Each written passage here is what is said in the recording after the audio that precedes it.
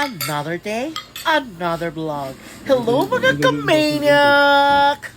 For today's video, magluto taog less than 200 pesos ang budget na sudan. So, nag-crave jud ko og chicken wings. Ato ana dayon siyang i-prepare punta nato to yung kaway-kaway. So simple lang jud kayo mga ingredients ani no makita ra ginato to balay. I-marinate na to daan ang ato ang chicken, tangag paminta, flour, and then i-mix lang gid nato siya. No, tapos putangan nato paprika powder. Tapos tagaan nato siya og massage para makuan gid siya, i-massage lang siya. Ibutang tayo nato siya sa ref for 30 minutes. Ayo kalimti ang egg.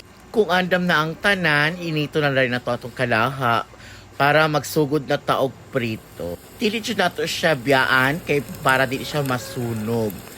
I-check nato siya every 2 minutes kay bali-bali nato siya, no? From time to time, i-check jud nato ang ato ang chicken.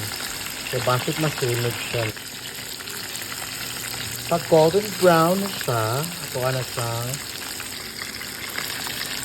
Kung ready na ang tanan, magkuha na po tagbagong kalaha, tunaw ng star margarine, utang ang ahos, liquid seasoning, tapos sugar para mas lamig gid siya, no?